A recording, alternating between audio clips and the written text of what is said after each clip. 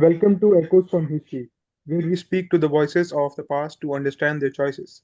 Today, we are joined by one of the most debated figures in Indian history, Aurangzeb, the sixth emperor of the Mughal dynasty. Thank you for joining us, Your Yeah. Majesty. Peace be upon you. I ruled as I believed was right in service of my empire, my people, and my faith. In 1679, Aurangzeb, you brought back once again the jizya of non-Muslims, a policy which had been abolished by your grandfather Akbar. This has been viewed by critics as an example of religious intolerance. Was it, however, due to more economic need and imperial tax policies as opposed to any purely theological consideration? Yeah, that is a fair question. Like the decision to reinstate the Azizia was not simply theological, but deeply administrative.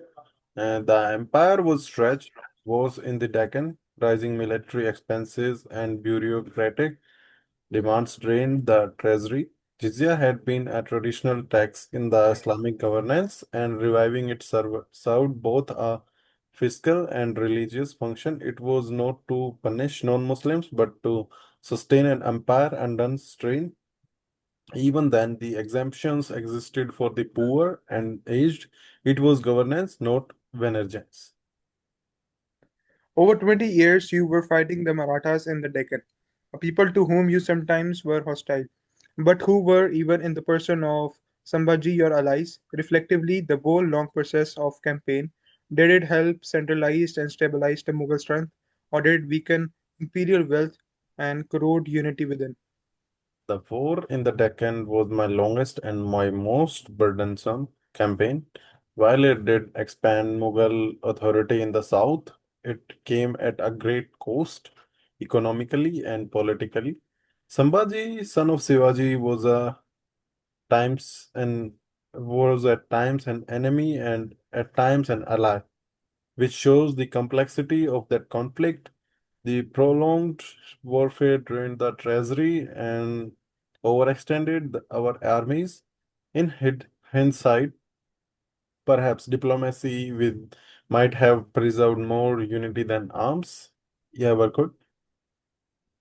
Your grandfather Akbar advocated sul-e-kul, a dream of tolerance and promoted coexistence in the setting of the pluralistic empire.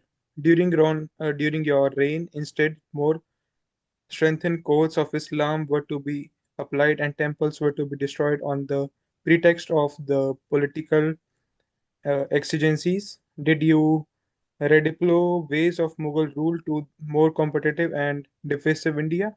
Did you purposely abandon pluralistic idols? I respected my grandfather, but times had changed. Rebellions, threats from within, and corruption among local rulers demanded structured governance. And while some temples were removed from political reason, such as those sheltering rebels, I did not issue a blanket ban on Hindu worship. In fact, many temples continued to function, and Hindu officers remained in service. So I did not abandon pluralism. I ruled with firmness because the empire demanded it. In your rule, local forces such as the Maratha, Sikhs, and Rajputs were more aggressive. Other historians see this as the unstable representation of imperial centralization not being able to suit local autonomy.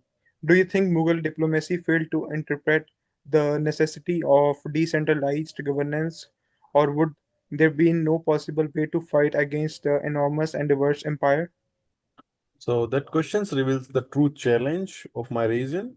India was and is vast, diverse, and full of powerful local identities.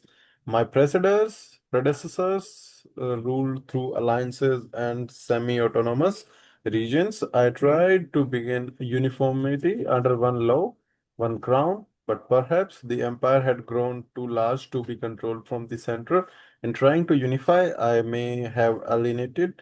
It was not a failure of intention, but perhaps method of. You were reputed to be supposedly personal, precious, and simply a Quran copywriter, a bestifier of your own skull. caps, and a budget holder. There were, however, massive military spending, high taxation, and obvious economic strains in all parts of the empire during a reign.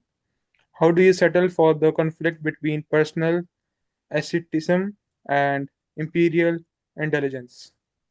Indeed, I lived simply. I earned my burial clothes by copying the Quran.